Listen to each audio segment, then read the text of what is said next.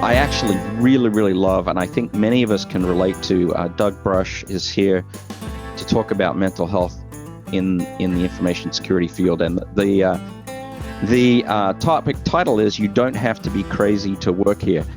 Of course, I think many of us question that a lot. Many of us well and truly know, without stealing Doug's thunder here, but many of us well and truly know that this industry certainly leans towards people that are pretty obsessive about what they're doing, and it's important to keep a good balance on that. And it's important to step away sometimes, right? So, if you don't step away, you can't rest yourself. You need to rest your mind and refocus sometimes. And I bet you I'm stealing some of Doug's thunder now, so we'll let Doug talk about all of these things. Hey, Doug, why don't you turn on your microphone and tell us a little bit about yourself and maybe how you got your start in the information security field? Yeah, I'm happy to. So yeah, it's kind of been an interesting journey. I started with IT consulting in the 90s, right out of high school. I started my first company about a year out of high school. Didn't know what I wanted to do. I knew I wanted to do computers. At that time, I was living in Poughkeepsie, New York, big blue country. Everybody said, well, if you want to learn computers, you got to go learn mainframes. That's IBM. I'm like, I don't want to do that. 90% of the computers are Windows computers, and there's this thing called the internet. So I started focusing more on that and started a company doing that. And then about 15 years ago, pivoted into pure cybersecurity. I've been doing everything from incident response, pen testing, vulnerability assessments, served as a CISO. So really kind of seen it from the strategic as well as the tactical on both sides of the fence. All right. Sounds such a familiar journey for a lot of us there. So yeah, it's good to have you in the industry. I know I'm one of those old school guys that came through that whole systems engineering, operations, system administrator kind of field, and then finally journeyed my way all in here. But I've been doing this for a little bit of time, a little bit more than you youngsters. Yeah, here we go. But not to worry. I'm looking forward to your talk. Doug, I love your title. You don't have to be crazy to work here. And your subtitle, An Honest Talk About Mental Health. Listen, folks, everybody that's out there, if you need a friend anytime, you need to reach out to people. It's really, really important. So Doug's message is going to be timely. BB, we got 2 more minutes to banter. I'm stretching here. Right. What do you got? Right. Well, Doug, I was looking at your bio, and it says you covered most of it, so I won't read the whole thing. But it says that you serve as a federally court-appointed special master and neutral expert in high-profile litigation matters involving privacy, security, and e-discovery.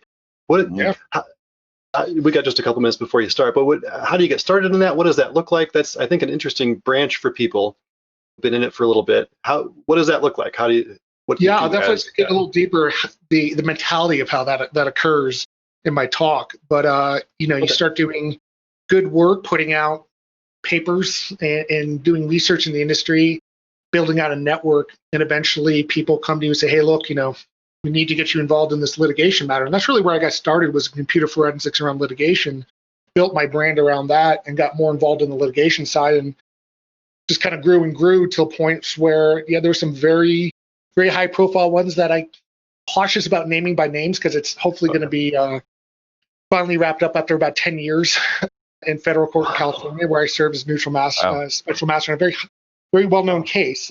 But it was really interesting work to sit there and kind of almost be the arbiter of both sides on a plaintiffs and a group class action suit from plaintiffs and the defendants on technology, where neither side really had the depth of understanding, and me saying, well, okay, you're kind of right here, you're kind of wrong here, but let's meet in the middle.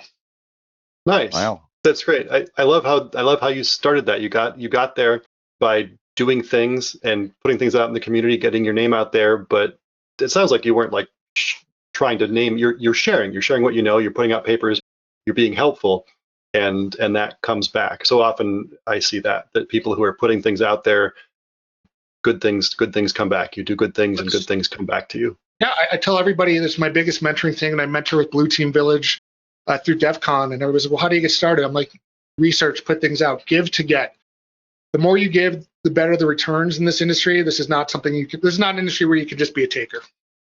Yeah, nice. There's no doubt. I think that's universally true. In fact, the more you put out into the universe, so to speak, the more the universe will reward you. And that's very hard for a community of people that, many of us are quite introverted. So that's a tough lesson for folks.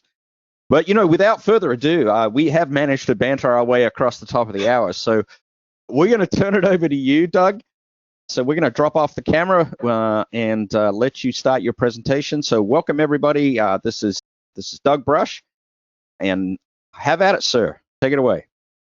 Great, gents. Thanks again. And look, I'm going to be on 2 full screens here as I kind of got my notes on one and slides on the other. So if you have to interrupt and be doing audio, I won't be able to see anything. And quite frankly, I'm having my 8-mile moment. My hands are sweaty. I present a lot. I talk a lot. I have a podcast where guys like John Strand have been on. People I look up to, heroes within inside the industry. I don't really get nervous, but this is a deep topic for me. I don't think I've prepared as much for a presentation ever because I'm about to be pretty vulnerable. So I want to thank everybody first for joining. And I do want to take some time to talk about something that I think needs more attention in our industry is mental health and self-care. Cybersecurity professionals spend most of their day focused on the health and well-being of the environments and their care. However, this can come at the cost of their mental health as well. So while you're sitting there and making sure the risk is reduced all over the place, you get left out of that as a professional quite often. So many InfoSec professionals, they burn out, they suffer from anxiety, depression, they turn to unhealthy coping mechanisms, which only further exacerbate underlying psychological and physical health issues. So my goal with this talk, and what I've been really wanting to talk about this for a long time, and I'm really appreciative for Wild West Hacking Fest for let me do this as a first round. I hope to do more of this.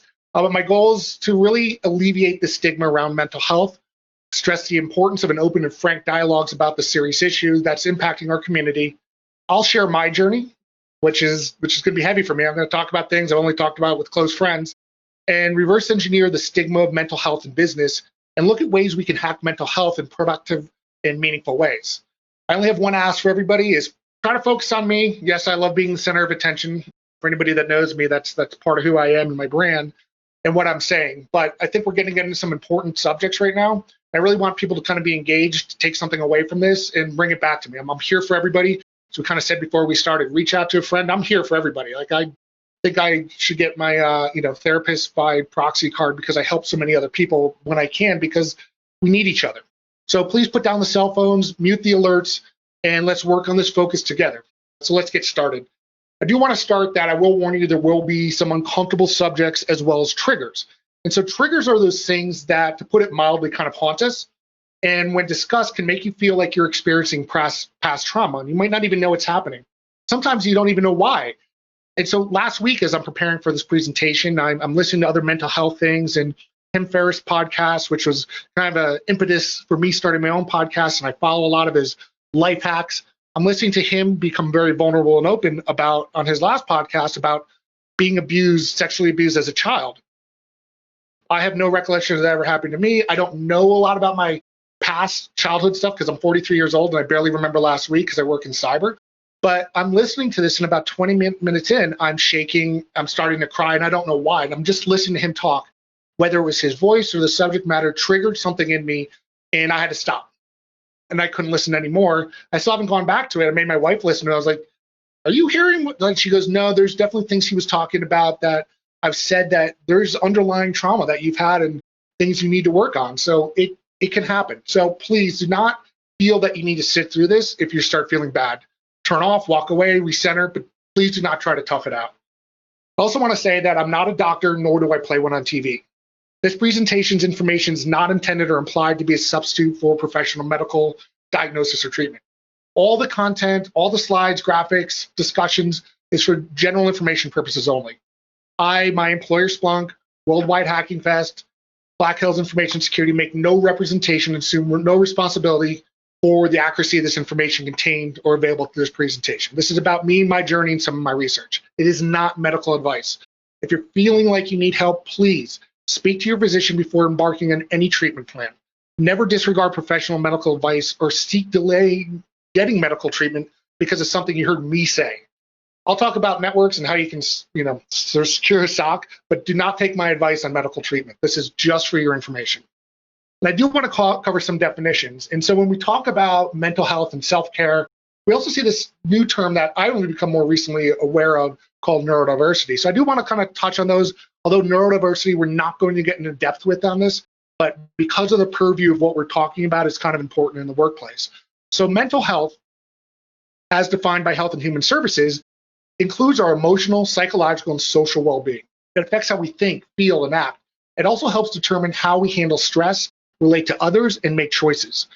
Many factors contribute to mental health problems, including biological factors such as our genes or brain chemistry, past life experiences, or things that happen in our life such as trauma and abuse, and family history and family mental health problems.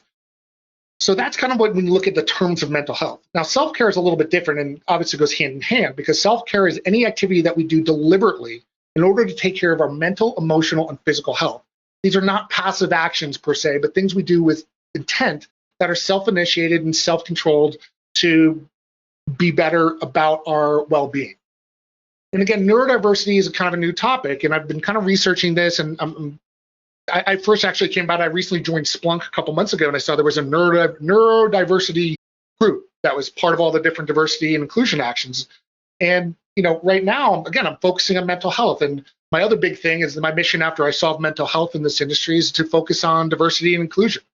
These are the types of things I want to fix, because I feel we're stigmatizing a lot of good people in our industry that could be helping us out. We know we have a talent shortage, but if people don't feel welcome, whether it's the way they look, their orientation, how they pray, whatever it is, we're losing good people. And this goes to neurodiversity as well. We alienate people for the way they feel and the way they think. So my definition from a few sources of neurodiversity is neurodiversity is the idea that neurological differences such as autism, ADHD, mood disorders, and other functions historically have been looked at with a negative perception, but are the result of normal, natural variations in the human genome and development. This represents a new and fundamentally different way of looking at conditions that were traditionally pathologized in a viewpoint that is not universally accepted, although it's increasingly supported by science. Neurodiversity advocates to point out that neurodiverse people often have exceptional abilities alongside what society has labeled weaknesses. But again, due to time, and I don't want to completely fire hose with too much information, we're only going to really focus on mental health and self-care in this presentation. However, do some research on how to promote neurodiversity in the workplace, as well, because this heavily overlaps with everything we're talking about. Again, we covered a little bit about me, and I said, my goals right now, I've been in this industry for a long time. I've done everything from incident response, testifying in court, legal strategies, e-discovery, cybersecurity, data privacy, compliance. I've seen it all. I've just kind of been a polymath of all of this. I love this stuff. It's what drives me. And I've done tons of really interesting investigations. I've been quoted in major publications around the world. I have this cool podcast that gets to give me access to really cool people, again, such as John Strand, Dave Kennedy I just had on recently, Flea, really cool people, Nadine Tanner, who's going to be speaking later, people I love and respect in this industry. So I have access to things. I have an amazing life right now in cybersecurity, and it took a long time to get here, so it didn't happen overnight. And I get to work at a company with people I love at Splunk, and we do cool shit every day. I get to do cybersecurity stuff, hang out with CISOs and my friends, and a podcast. It doesn't get better than that, and do a bunch of R&D on the side. Outside of work, I love cooking, craft cocktails. I love loud and fast music, 90s hip hop, love being in the mountains. My joke is that my wife and I moved out here because I'm such a risk management nerd. We moved out here being Colorado 3 years ago from New York City, because I knew there was going to be problems in New York City. We had already experienced 2 hurricanes that evacuated us. We were out of our home for 7 weeks during Hurricane Sandy. We had somebody drive into our building one time when I was out of town on a business trip. It was just one thing after another. And when I looked at the map, Colorado was the safest place to live, where we were high enough, water, gun friendly, everything that I felt that the zombie apocalypse hit, we can survive, and particularly a pandemic. I actually kind of knew, I did a lot of pandemic planning in my business continuity plans. So I knew something was bound to happen, because we've been taught that if anybody's been doing research, coronavirus was coming. It was bound to happen. So we decided to move to a less populated area. And so that's the joke, why zombies can't climb mountains was part of our risk management. But yeah, really going forward, I want to talk about mental health, diversity, inclusion, try to fix that in the industry. And again, my DNA, my makeup of what I do is not just from work. It's something that's been ingrained. And this plaque that I still keep to this day, it's hanging up on my wall, is a plaque I got when I was not even 9 years old. So this is 1996. A friend of mine, we were skiing at night, skiing at our school, ski club. He has a really bad fall. He can't get up. He's crying. He thinks he really hurt himself. I ski down. I just clicked into that mode of response mode. So that's where I kind of say I'm like an IROG. Like, this has been who I've been my whole life. Is shit hits the fan, call me. I'm going to go in and I'm going to start solving problems. So that leads me to kind of also bring this persona of the wolf. When people say, Doug, who are you as a personality? I'm like, I'm the wolf. You call me when the worst case scenario happens. I got a call yesterday where one of my sales reps was like, hey, I need you to get on this call with the customer. They're pissed off. There's a problem. We've been trying to solve a problem for 6 months. I need you to talk them off a ledge. I can't give you any more information than that. I'm like, fine, put me on the phone. 5 minutes later, get on the phone with them, talk the customer off the ledge. The salesperson calls me after and goes, that was amazing. How do you do that? I'm like, I don't know. It's just part of who I am. I think fast, I talk fast, but I get shit done. But this comes at a cost. I mean, this is not, while it feels natural because it goes, underneath it all, I've been dealing with anxiety my entire life. I'm an anxious person. Part of what makes me great of looking at that chessboard and thinking about every single move over and over and over and over again and find the best possible outcomes comes at a cost. The way that my neurons fire creates a ton of anxiety for me, where I obsess about things that have no impact or little impact or things I don't even know about in my brain. So while it is something that fuels me, makes me good at my job, it also has its negatives. So there's that monster in the closet underneath it. And I don't think I'm unique on that. We kind of touched about that. That type of drive, that type of obsession, that problem solving that so many of us experience comes at a cost. But now it's getting worse. Here's a couple of news articles that I kind of wanted to clip out, and this is only a few. There's a ton out there about PTSD and burnout in cybersecurity professionals, CISOs who are now medicating heavily, and I'm going to talk a little bit about that study, and that there's more that's being done to try to get rid of the stigma of mental health in our industry. So Andrea Limbaga said it well in an interview a few years ago. There's never any downtime. It's nonstop and every day is a battle. So we must be right seemingly all the time, where attackers get to be right once or only a few times, exploiting a few vulnerabilities. So depression, burnout, and even suicide are becoming more common among cybersecurity professionals. And depression is a leading cause of disability in the world following heart disease, according to the WHO. And people with mental health conditions are at the highest risk for suicide. So I do want to talk about this Nominate study. So that's that Center Forbes article. So it's from last year's, and this is only on CISO. So this is just one cohort of our industry professionals. And I think you guys can relate wherever you are in your cybersecurity journey and mental health journey that this sounds familiar. So this was a global study of cybersecurity professionals, and it found that 91% of the CISOs surveyed said that they had levels of stress that they were suffering were moderate to high. 60% rarely disconnected from the work world. 88% worked more than 40 hours per week, with 27% of those that worked up to 60 hours a week. 89% of US-based CISOs never having taken a 2-week break from their job. Additionally, most of these CISOs feel that they and their teams are underappreciated by senior leadership, and almost all feel that a breach was inevitable. However, only 60% of their corresponding CISOs or CEOs felt the same way about a breach. But a third felt they would lose their job or be written up if there was a breach. So there's no surprising there's a high turnover, and most don't stay in their jobs for that long. The average being about 2 years or so. So think about that. So in my experience as a CISO and working with security leadership, it takes about 18 months to start affecting change in an organization around the risk management cybersecurity program. So what, we're going to have a slow ramp up, and then things start going well for a couple months, and then that guy leaves. Then there's a new CISO comes in with the same misalignment with leadership, only then to leave again in 2 years. It's a vicious cycle. We're wondering why we're falling behind as an industry with our cybersecurity programs. It's because of part of it has to do with the mental health, is that we're not treating our people right. So mental health conditions come in many forms. However, the stress, that external stimulation, either exacerbates these underlying conditions or accelerate in onset and acuity. And part of it is we haven't given each other good coping mechanisms. So what is our go-to coping mechanism? It's often drugs, alcohol, strip clubs, and a whole party scene to blow off steam. But that's not for everybody. Jamie Tomasello, speaking at Black Hat in 2018, talked about the stigma she faced being a recovering alcoholic in a culture that pushes us far too hard and pushes coping alcohol mechanisms by drinking. So it's so much ingrained to our culture is we work really hard, we drink really hard. What if that's not the answer? So as a community, we've done a piss poor job of helping each other here. And look, I'm not against going out for drinks, and if anybody who knows me knows that, or having beer on tap at the office, but alcohol should not be our only answer. And I have to admit, I've been really bad with that personally at times, with my staff and with my customers and clients. But at times, it's kind of like we're saying, fuck it, just install AV, you're good to go. We know that's not the truth with our computer networks, but we seem to avoid a multifaceted layers approach to maintain the health of our neural networks. We need to change this like yesterday. And the problem is that we're dealing with Corona. We have to address the elephant in the room. It's been a hard year for all. We've lost our routines and our schedules. Work is disrupted. School is disrupted. And honestly, this is the longest I've not traveled in my professional career. I miss seeing my friends all over the world. I miss being on stage. I miss doing the Doug show in front of clients and customers. I feel completely off my game. And I'm not looking for pity, but to say if you're feeling this, you're not alone when your life is upended. And multiple today, I'm talking to friends and family that are really starting to struggle.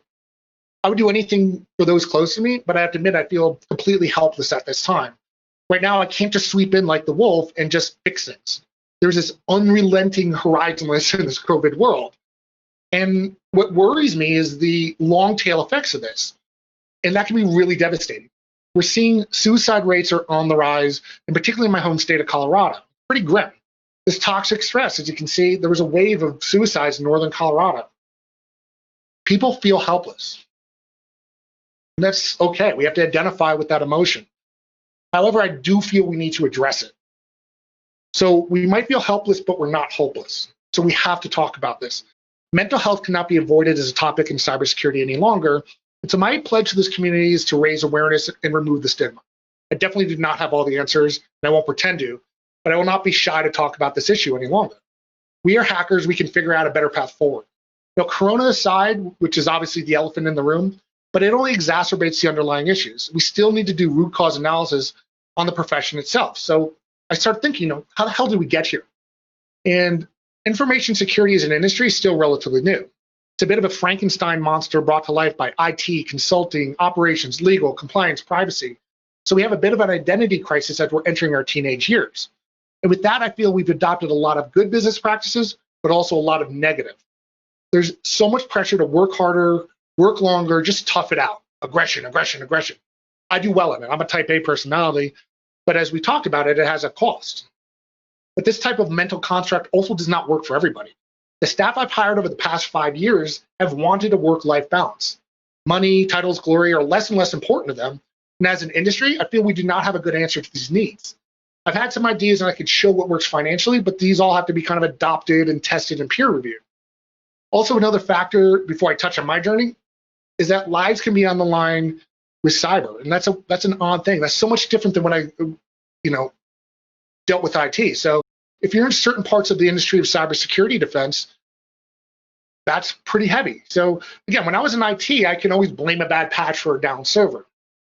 A breach, it's not just a technical problem. That means a human did something or didn't do something that allowed a breach to happen, allowed downtime, allowed data privacy risk. That's some heavy shit that no one prepares us for.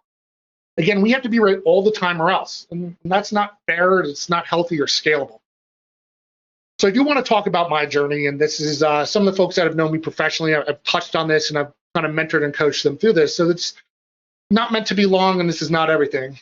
But I do want to talk about where this all started. So I'm born in 1976, 2020 now, although it feels a lot later.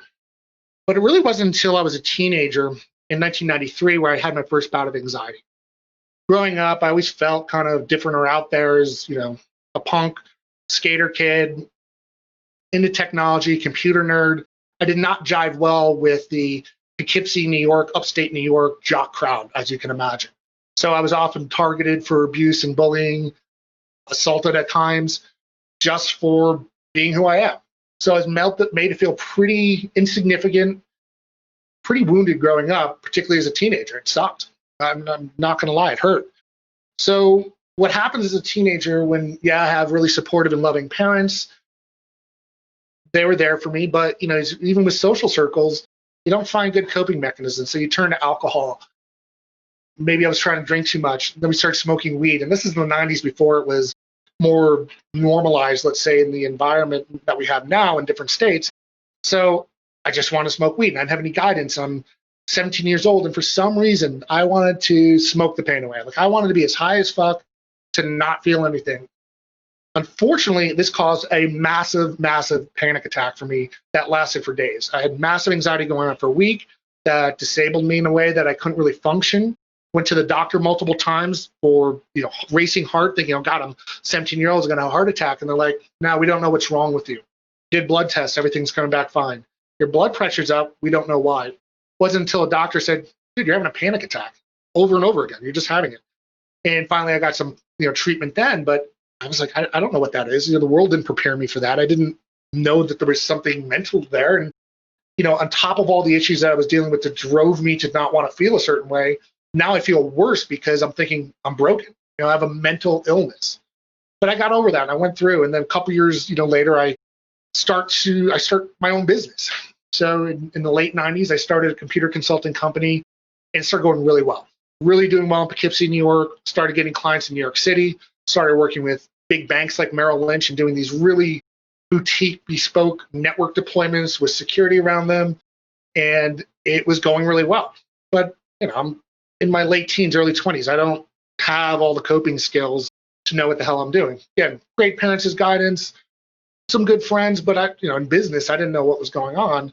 So I kept pushing myself harder and harder and harder. I was traveling a lot. I'm on the road 60, 70% of the time. I'm traveling all over the world, doing all these cool things, but it was just go, go, go. And I started burning out. And these panic attacks came back. Really bad, to the point where I couldn't work for 3-4 weeks. Completely, again, just disabled. Like, was not functioning well. Started seeking treatment again. At that point, I was put on Paxil, helped kind of level me out and get me back to where I needed. Went through therapy and kind of evened out. And things went great for a long time. Met my wife in 2006. 2008, we got married. 2010, we had our first daughter, Lucy, who's about to be 10 next month, but she's about 30 years old as a human being. So now as we get into, around 2010, 2012, I'm kind of going through this identity crisis. It's like, okay, I've done all this stuff with business. I've now taken all my businesses that I grew up with and transitioned those practices into going into corporate world, which is much more stable. I have a kid. I wanted healthcare. It was great. It was still traveling a lot, still doing a lot. But I definitely felt a lot of the less of the noise and the push of running my own business. But now I'm having to be a husband and a father. My wife's starting her own business, and I'm like, crap! I just got out of running my own business, so that's stressing me out. Now she's getting buried into a lot of work, and I'm having trouble identifying with that. And it was tough for me. I was questioning whether I should even be a father. I was like, can I even handle this? Or am I even being a good supportive husband for a wife who's trying to start a business? And how dare I demonize her for trying to do that when I did it my entire life? So I was having this whole just, existential crisis of who I was. And that kind of really went for a number of years. I would say until 2016, I really felt I had to start kind of addressing these feelings, and change happened at work. And I forced myself, actually outside of therapy at this point, but to make some changes about the way I was doing things and the way I was addressing problems and self-coping, and kind of got really well. It started going really well. And for the next year, I felt on my feet, felt great. So at that point, my wife and I decided, okay, we got to get out of New York City. We're trying to raise a kid, a dog. It's kind of difficult to do that type of lifestyle in Brooklyn without me traveling and her having to go up and down 4 flights of stairs with a kid and dog all the time, moving the car 3 times a week. So, we decided we got to move somewhere. And again, we looked at different places, decided on Boulder, Colorado. We're going to move out here. So February, March of 2017, we decided to make the move. 2 weeks before we move, we are driving around Brooklyn, it's a cold day, waiting for somebody to show the apartment that we're about to leave because they're going to rent it out. And we're going through an intersection, and a lady on her cell phone is texting, blows through the intersection, hits my side of the car, just misses my legs, spins us around twice. We're up on the curve. We get out, adrenaline's running, shock, go, go, go. It's not for about a couple hours later, I can't move. like my entire back. And the next morning, I'm like just excruciating pain. Turned out I went and got an MRI, massive herniated disc. They're like, you're on the edge of surgery, man. I'm like, I got to move in like 2 weeks. They're like, well, you're not moving any boxes, but you need to get treatment like soon. So I come out to Colorado. I start getting treatment out here, but it's painful. I was having complete neurological pain from the tip of my foot. My foot had what's called a drop foot because of neurological problems. I mean, all the way to my head. I couldn't sleep. I was just feeling awful, but I'm fighting through it. So at this point, I left New York City, and the practice I built, a cybersecurity practice with people I loved, productized a bunch of things that I really loved, and it was going really well. But I get out here, and then about 2 weeks after we move out to Colorado, the company I was working for eliminated my entire division, my baby, the practice I started. People I had working for me are now calling me up going, what do we do? I'm like, I don't know. I just lost my job. I just moved out here too. And they said, sorry, we're deciding we're going to pivot and go a different direction. We're eliminating your whole division. Not only that, to add insult to injury, they suspended all my benefits immediately. They, so basically my health care is gone, and I'm going through a health thing. Luckily, the car auto was covering from some of that, but that's pretty heavy shit. And that was really tough to deal with. And they were just like, look, man, it's nothing personal. It's just financial. And which almost kind of made it worse in a way, because as we say, look, you were just a number. I was like, I put my fucking soul into this practice, and you're telling me it just comes down to numbers? That made me even feel more devalued as a human. And they're just like, I don't see what the problem is. Like, we're letting you go, but you're smart. You're going to find a better job. You're Doug. Like, don't worry about it. I'm like, no, I'm worried about it. I just moved out here. I spent all my savings coming out here, and you guys just are abandoning me. So it was really tough. So moving out to a new area, trying to find a new job and going through this, like, okay, what does Doug do? Doug's the wolf. So I go in and I start focusing. I'm like, besides Denver, I'm going to network. I'm going to get to know all the CISOs out here. I'm going to have a job within a month because the Doug show. I got this. So I'm going in. I'm just not dealing with shit. I'm just like, I'll focus. I'll fight through it. And I'm moving a box to take a bunch of stuff down to B-side Denver and really re-injure my back again. Like, this time it's even worse. Should have been better, but I was just like, I'll fight through it. And it just got worse. I mean, at that point, then the anxiety kicked in, and it was like my whole world collapsed. So if you look at these things in order over 3 months, the Holmes-Ron stress inventory says basically, where do you fall in if you take all these life events and kind of add them up? And it kind of measures the level of stress. So 150 points or less are fine. Things are going good. As you can see, 200 points or more, 80% chance of health breakdown the next years. So I ended up here, obviously. So if 300 points is kind of the high bar, I was well over 400 in all the stress factors that somebody should not exhibit within a year's period. I was avoiding it. And I was just thinking, I'll fight through it. I'll hack my way out. I'll just keep going. But I didn't really stop to feel the pain, quite frankly. Both the physical, mental, psychological pain, and it affected my relationship with my wife, my daughter. I was feeling just completely useless as a human being. And it's just getting darker and more stressful. And if you look at the simple mental health pain scale, I was easily at a 9-10. I could not think I can go on. I had suicidal thoughts. Depression was setting in so dark, it was crippling.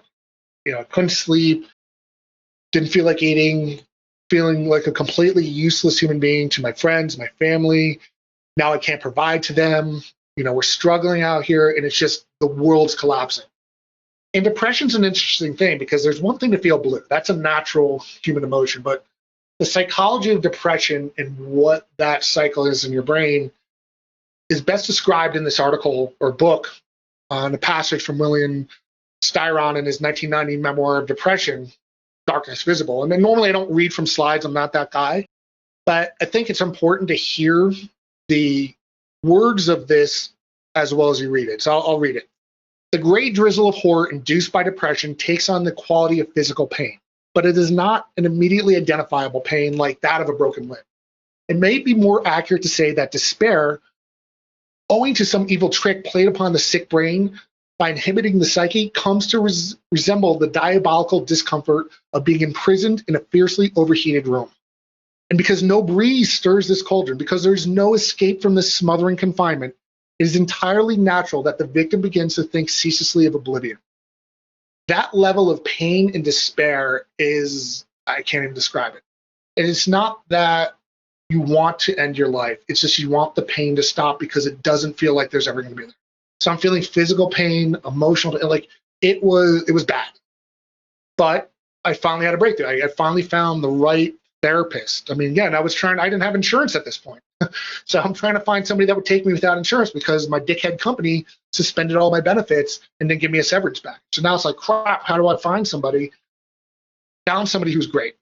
Couldn't been a better match for me. And that's why I say it's really important when you find therapies to find interview a couple people, but find somebody who's just like, you're a type A personality, Doug. You're obsessive in that anxiety. You're just a driver. I treat people like you in Boulder all the time. That's my entire practice is people that fit your profile. Come on in. And so Dr. Winter out here is amazing. Really kind of got me on the right medication, got me kind of leveled out, and started therapy once a week and getting into it and getting me stabilized and getting me up there. And one of the things he taught me was, as part of his treatment, was acceptance and commitment therapy, which I'll talk a little bit about later. But it really helped me kind of identify not what all the past trauma was, but where I am now in the present and why I'm not like getting through that and how I had to kind of fight through it, but in a different way. So I got up and I got through, and then I started networking again, and I reached out to people, and my friends that were there for me, and I can't stress enough, lean on your friends and they'll lean on you. That's what we're there for. My buddy out in DC said, look, we want to expand out west. We'd love for you to come on board, open up the office in Denver for incident response practice. It's growing practice, and I did. Things started going really well, and within a couple months, I was back to the old me. So that was probably around July, but that moment from April to June was the longest year of my life, even though it was only a couple months. Whereas in a couple months later, things right again, and it was almost like this dark, distant memory. So it's weird the way your brain kind of moves past that and you start to heal. And that's the light at the end of this tunnel, is that there is the ability for your brain and your body to heal. You just got to give it the right time and the right structure, which we'll talk about. So here we are, it's 2020, and I feel like I'm the person now, and I've taken a lot of this past and started to acceptance more. So the last few years, there's been up and downs. I'm not going to say it's been perfect. Last year has been tough at times, work-wise and relationship-wise with my wife. We've had some tough times, but really through that have come together. And I think a lot of it was both my wife and I coming out here going through so much trauma, avoided it, where we almost got divorced. I mean, it was heavy. We got separated for some time, but it forced us, even where our marriage therapist was like, you guys can't avoid your past forever. You can't ignore that trauma. And at some point, you got to start working through it. You guys are with each other forever. You got a kid. And we realized, oh yeah, we can't run away from these problems. We have to face them. We have to address them. We have to deal with them in healthy ways. And we did. We got back together and rekindled that love from 14 years ago, and now everything's great. I got my new job at Splunk, which I absolutely love. It's the best job I've ever had. It's not one of those jobs where I don't think, okay, where am I going to be in 2-3 years? Got to climb up the ladder. I don't see myself going anywhere. I love what I do. I love my family. And despite everything that's going on in Corona, I feel extremely fortunate and grateful to have my family, my job, and this community. The community is such a big thing. And out here in Colorado, I've really ingrained myself with the cybersecurity community here, and I have people that I know are going to be lifelong friends. There are people I talk to all day on Discords and Slack and at work. It's beautiful, and I feel very fortunate. And that's the one takeaway is, yeah, you feel down at times and you feel absolutely awful and that despair, and that's so much of it is chemical, but you can get through it. That's my pledge to you guys. We'll figure it out when you're in these worst spots, and I know I'm incredibly fortunate right now in 2020 to be where I am, given what everybody else is going through. They've lost friends and family members, jobs, their schools are disrupted. I mean, it's not a good time for anybody, but we're here for each other and we can get through this, I promise. So where do we go from here? And part of it is like we have to address that mental health is an illness. An illness is an illness, and we need to move past the stigma and shame that people feel about their illnesses and differences. By that, it forces people to self-medicate and not seek professional treatment with the stigma.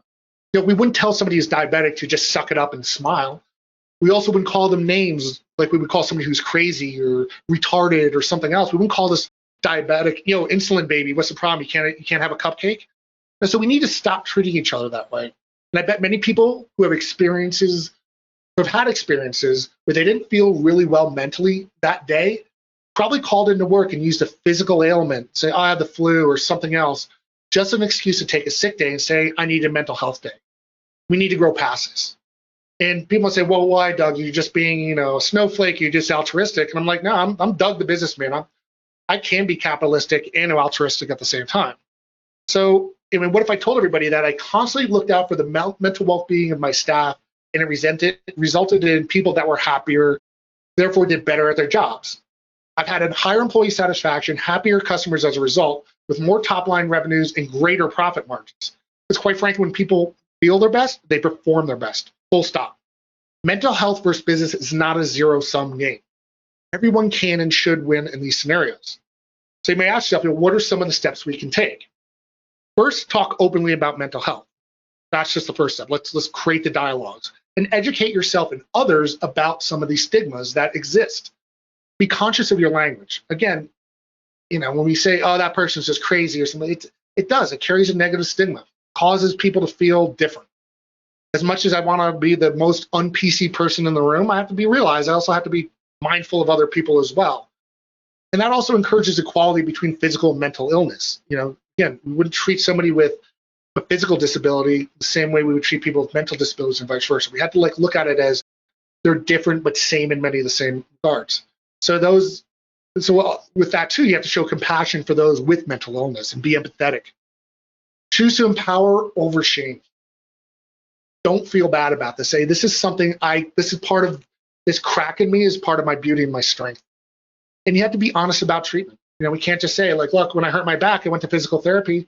Why did it take me 2 months until I was at a mental crush before I got the mental therapy I needed? It's because of the stigmas. So we have to be honest about that. And we have to call people out when they're being stigmatizing to other people. And to that guy that says, oh, everybody's just so sensitive these days. Well, to them, I say, no, we've always been woke to what an asshole you are. We're just letting you know now. And so don't harbor that self-stigma anymore. It's okay not to feel okay. And what are some of the things that you can do to start getting through some of these little issues? Or what are some of the things you do to get some of these major issues with little steps? Pain is inevitable. The suffering is optional. This is one of the things that the therapist I was working with gave to me. And he was like, here are some steps. Here's some things you can do. And so here's what I've been using. Your models may vary. Talk to your therapist. Again, this is not medical advice. I'm just reflecting on what's worked for me. Again, medication and SSRI worked well for me. It's not a happy pill. It just kept me from bottoming out the future times.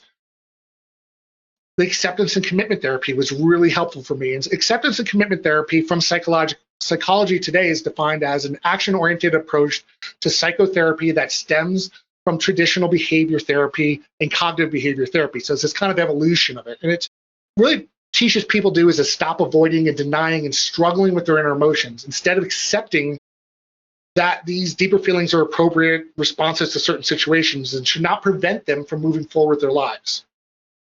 One of the other things that I've done is reduce alert fatigue. I've explicit denied my phone. Most of the things I fight a battle on my Mac and on my phone all goddamn day long trying to turn off alerts. I don't need to be alert by anything. I hate that red alert. The reason they do that is because they know it's a dopamine psychological response that you're going to chase after that dragon every single time you get an alert. Turn that shit off. Explicit deny. One of the things you can do is email management. That's extremely important. And this has become a little more difficult now with Slack and Discord. But in email, I've gone to inbox 0 in 2015 and haven't looked back, meaning I don't keep anything in my inbox. Everything gets filed and put away in the appropriate places. And when I told somebody at work, I'm actually going to take email off my phone, the director of IT at a couple companies ago even said to me, he goes, well, wait a minute, sometimes I need to get a hold of you about security issues. How the hell am I supposed to get a hold of you? I'm like, you're asking me, you don't know how to get a hold of me on my phone. He's like, no, but he kind of then dawned on him. It's like, yeah, email's just one form of communication. There's other ways to get a hold of people, and you can set your SLAs around that. Say, look, you call me, I'll pick up right away. You email me, it might take me 4 hours.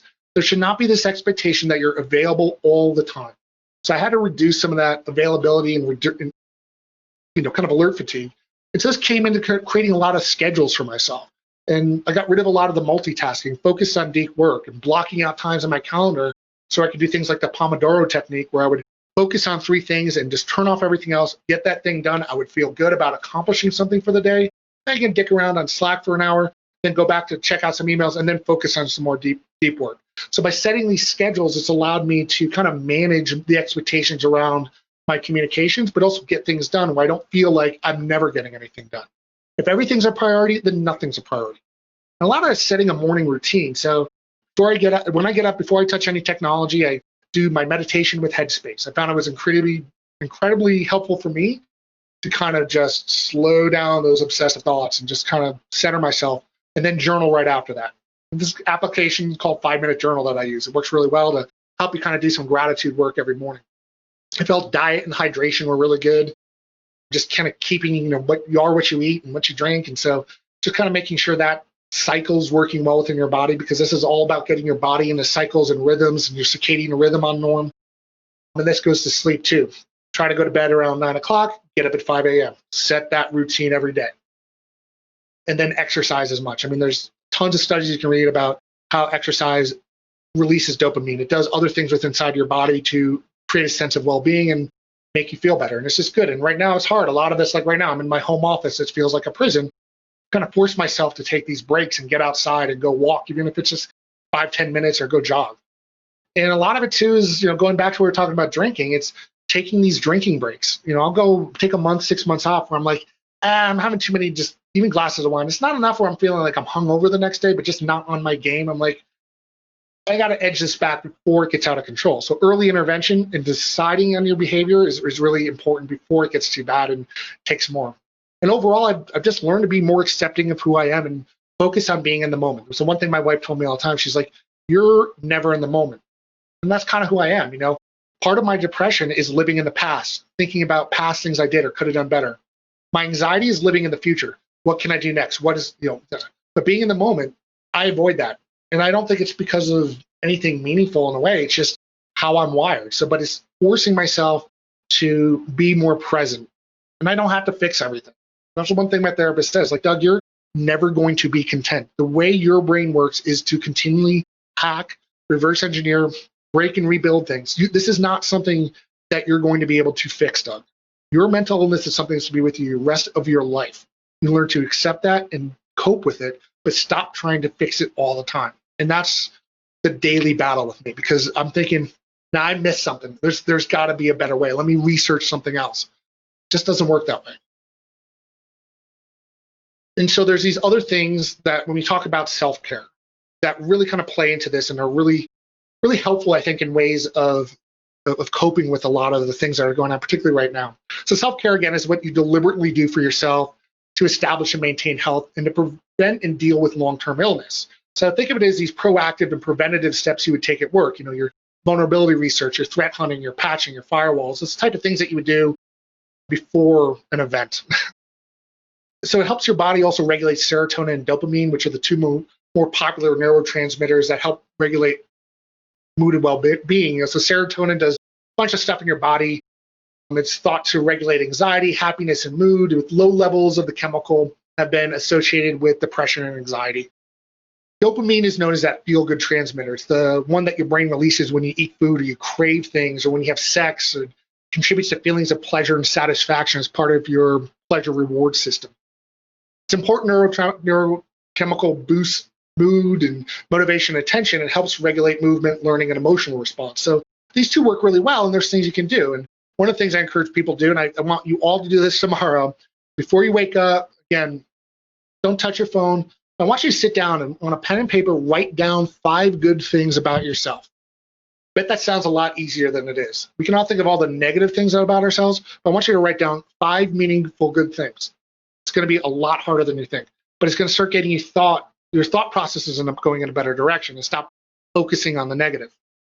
And you got to celebrate those small wins. I had a particularly good week this week. I helped a bunch of organizations deal with the zero login vulnerability. And I got a ton of feedback from my customers, my boss, praising me. It was a really good week. And I said, fuck it. Normally I'd be like on to the next thing, but I took the specific actions this week to really kind of celebrate it and be in the moment and enjoy that. Because those don't happen all the time.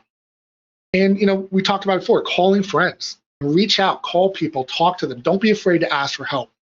As I mentioned before, do some exercises. Start simple, make it small. Go for a walk, 5, 10, 20 minutes. 20 minutes out in the sunshine gives you enough vitamin D for your day, and it's going to help regulate a ton of things in your body, including your immune system. I beg everybody to stop doom scrolling, get off of social media. It's purposely wired to make you feel bad. It makes you jump on the negative, gives you a dopamine response, and then cycle it. And it's just, there's nothing good out of most of those things. So, limit it, curate it in a way that is positive, but stay off the negative stuff. Stop reading the news obsessively. Trump's going to say something stupid today. He's going to say something stupid tomorrow. Racist, divisive. That's what he is. You're not going to change that. Control what you can, let go of what you can't. So just stop getting so obsessed on these little things, because all it does is build in these negative feelings. And you build in these routines. Like I said, getting up at the same time, going to bed at the same time. When you go to sleep, make sure it's dark. It's below 70 degrees. Sleep well. Focus on. There's a bunch of studies and research out there how to sleep well. Take some time to do it. And not only sleeping at night gives you rest, obviously, but take some time during the day. Break time and time management is a completely important part of what we have to do now, because we feel like we might not be able to step away from a Zoom. Bullshit. Block a time out of your calendar and step away. Go outside. Get away from the technology for an hour. Do that, a couple times a week at least. Doesn't have to be perfect. Don't let perfection be the enemy of good, but do that, at least a couple times a week. And that's also important to set those boundaries. It's not just what others do to you, but how are you with others? Put the phone down when you're with people. You're not that important. I wish we all were. I struggle with that. I think I'm the most important person in the room. But damn, when I'm at dinners, I got to put the phone away. I got to be in the moment with those people. Do that. And I can encourage people taking time off from drinking. The anxiety and depression are often exacerbated with booze. And after about a month off, your body starts kind of rehealing and getting back to a reset. Take some time to do that. And many of these other things that you do, that's up on the slide, are easier to do without alcohol. And I'm not saying don't drink. I'm saying moderation and abstinence for periods of time can be extremely beneficial. But don't do fake self-care. There's a lot of problems, and I've done this for years. It's falling into this fake self-care of and it's a trap, I think, of highly driven people. And I've done almost all these antics, most notably dieting, drinking, harmful shit talking to myself, rushing out to some FOMO event that I just, I have to see what my friends are doing instead of staying time with my family. It's just chasing that dragon of thinking, okay, I can fix something short term, but it's very easy to fool yourself and do unhealthy things in the name of health. Most of these fake self-care tactics can make you feel good, but only for a short period of time, and really can have long-term consequences. And don't feel like you shouldn't do this. There's these myths around self-care that, I don't deserve it. Bullshit, you deserve it. When you feel better, you treat others better. And do it for 21 days. 21 days is a good habit-forming exercise. Try something for 21 days, see if it feels better, and see if you can keep up with it. And again, don't let perfect be the enemy of good. Try it. Be easy on yourself. Just try it. And so, what else can you do at work? I'm gonna bang through these last couple. I only got a couple minutes. I'm watching the time. So at workplace versus your living place, make sure you have things like plants, maybe some essential oils to just brighten up the mood. I have a standing desk that goes up and down sitting. I'm constantly moving. I've gotten rid of all the clutter-ish around my office. And set those boundaries. Turn off work. You're sleeping PTO. When you're on PTO, be on vacation. I threatened to DDoS employees' phones when I found them checking email when on vacation. When you're off, you're off. I want you to come back healthy and refreshed. Take that PTO time off each year and use it all and be away. You need to reset. Do not feel like, look, if those networks and everything that you do only relies on you, the problem is not you. The problem is the process and the management that's driving you to feel that way. Fuck that. Take your time off. So do healthy things with clients and colleagues besides drinking. People don't always feel welcome or safe in these environments. It's unfair to only equate success or comfort with alcohol consumption.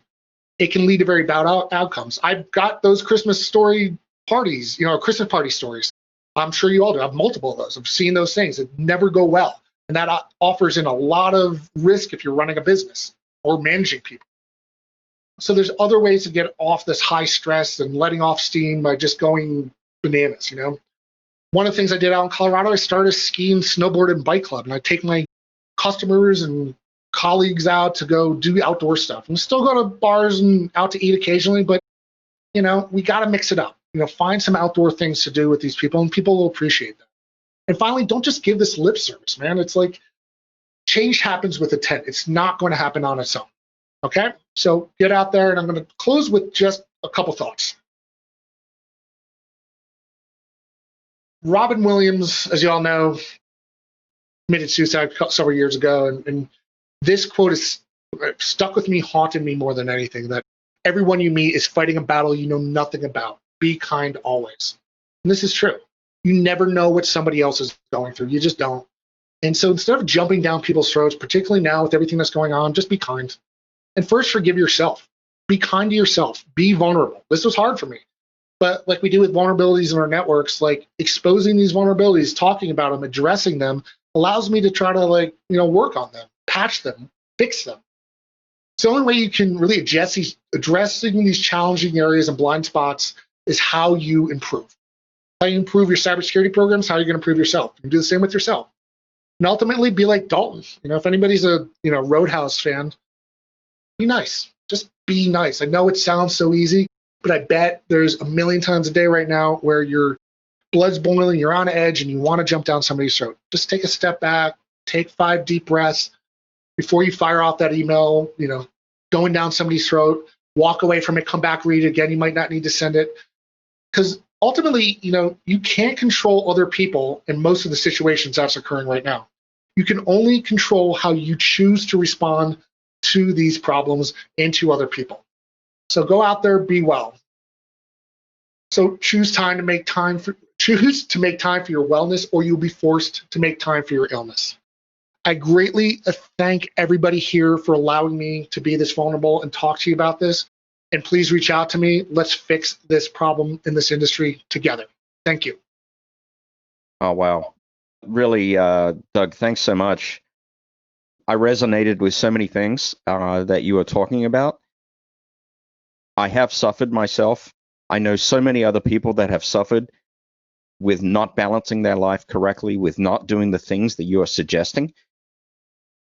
And I can't say enough how important that is. And I really, really am so pleased that you brought this topic to the surface, brought this to us at Wild West Hackin Fest. Just so, so important. One of my big takeaways, and something I actually remind my children a lot of, is that one concept that you said over and over and over again, and that is you can't control those around you, but you can control how you respond, how you feel about it, and you can control how that affects yourself. And that's a really important discipline, and everything else that you said. I mean, just really, really great talk, man. So much appreciated. Thank you. Yeah, and just that last point too. It's another recent saying about how you engage with other people and choose to respond is, and particularly on social media. But you don't have to attend every argument you're invited to. Just you don't have to respond to things. Right. Sometimes let things go. It's a lot easier. Yeah, as we like to say in Black Hills sometimes amongst my friends and colleagues, lie down until the urge passes, because sometimes you're going to be better off. Exactly. So super, super great topic. If you would be kind enough to loiter around in the Track One channel for a while, maybe address a few questions, that would be terrific. Oh, that's awesome. I just know, whether people are willing to admit it or not, that a ton of people in this community absolutely resonated with your talk at some level. I think we all suffer, and one of the big things we do suffer from is just taking on too much responsibility. We feel like we have to save the world. Don't forget you're a human being, folks. It's really, really important stuff. And so Doug's message is very timely, really, really critical. Doug, I am going to have to let you go. I'm going to bring in my next speaker, but thanks again. And the next speaker is also one of my favorite people. So I love George. Thank you, man. Thank you, Doug. That was awesome. Just want to reiterate that. Thanks, buddy. Amazing talk. Quick question though, because I have 5 minutes and technically it's my time, so I'm really wondering. You gave a lot of information. Like, I fail probably at 80% of those. If I want to start on this and get better, what is like the one thing to start with? Like, is it alcohol consumption? Is it those notifications? It's probably a personal thing, but what would you recommend? The biggest one was turning off notifications. It starts snowballing after that. When you don't feel reactive and you then everything else starts becoming easier to implement. Awesome. That's awesome advice.